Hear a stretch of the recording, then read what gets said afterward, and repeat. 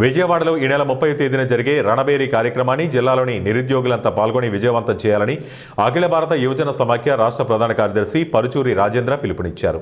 ఏలూరు నగరంలోని స్ఫూర్తి భవనంలో ఏఐవైఎఫ్ ఆధ్వర్యంలో విలేకరుల సమావేశం జరిగింది. ఈ సందర్భంగా యువజన సమాఖ్య నాయకులు మాట్లాడుతూ మంత్రి నారా లోకేష్ బాబు యువగలం పాదయాత్రలో ఇచ్చిన హామీ మేరకు యువతకు ఉద్యోగాలు కల్పించాలని డిమాండ్ చేశారు. కూటమి ప్రభుత్వం వచ్చిన తర్వాత రాష్ట్ర వ్యాప్తంగా ఎంతో మందికి ఉన్న ఉద్యోగాలు తీసేసి ఉద్యోగాలు కోల్పోయేలా ఈ ప్రభుత్వం చేసిందని విమర్శించారు. ఇప్పటి వరకు ప్రభుత్వం ఎంతమంది ఉద్యోగాలు కల్పించాలని శ్వేతపత్రం విడుదల చేయాలని డిమాండ్ చేశారు. నిరుద్యోగులకు వృత్తి కల్పించాలని, వాలంటీర్లకు ఉపాధి కల్పించి 10,000 రూపాయల జీతం ఇచ్చేలా ప్రభుత్వం చర్యలు తీసుకోవాలని డిమాండ్ చేశారు. పవన్ కళ్యాణ్ గారు కానీ స్పందించకపోతే పెద్ద ఎత్తున ఉద్యమాలు స్వీకారం చూడతాం. అదేవిధంగా నారా లోకేష్ గారు యువగలం పాదయాత్ర నిరుద్యోగులకి చాలా గొప్పగా చెప్పారు అని, నిరుద్యోగులు జాబ్ క్యాలెండర్ విడుదల చేస్తారని చెప్పారు. పైగా వాలంటరీ వ్యవస్థని మీరు 5,000 కాదు 10,000 చేస్తారని చెప్పారు. ఎవరికి ఇచ్చారని చెప్పి కూడా మీ సందర్భంగా అడుగుతూ ఉన్నాం. ఇప్పటికైనా సిగ్గు తెచ్చుకోవాలి ఎన్డీఏ కూటమి ప్రభుత్వం.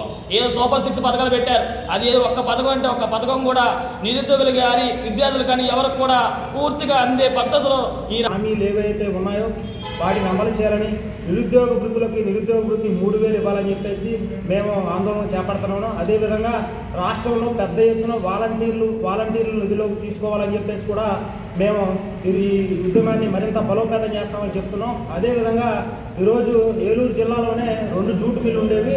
ఆ 2 జూట్ మిల్లు కూడా మూతపడిపోయి ఉన్నవి. అవి ప్రభుత్వమే ట్యాకప్ చేసుకుంటే ఇక్కడ చాలామందికి ఉపాధి దొరుకుతుంది. అదేవిధంగా రాష్ట్ర వ్యాప్తంగా కూడా ఈ జూట్ మిల్లు ఉన్నాయి.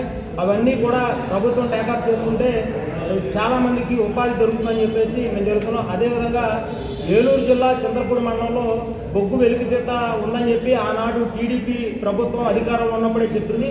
ఇప్పుడు కూడా పూర్తయినా కూడా జాబ్ క్యాలెండర్ ప్రకటించినటువంటి పరిస్థితుల్లో కొత్త ఉద్యోగాలు ఇవ్వకపోగా ఉన్నటువంటి ఉద్యోగాలు 2,60,000 మంది వాలంటీర్లు రోడ్డు మీద పడేశారు.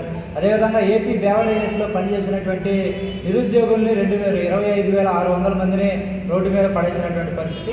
రేషన్ వాహనాల్లో పనిచేసినటువంటి 16,500 మంది డ్రైవర్లు హెల్పర్ని రోడ్డు మీద పడేసినటువంటి పరిస్థితి ఈరోజు రాష్ట్రంలో నెలకొంది. రాష్ట్ర వ్యాప్తంగా ప్రభుత్వ శాఖల్లో 3 లక్షల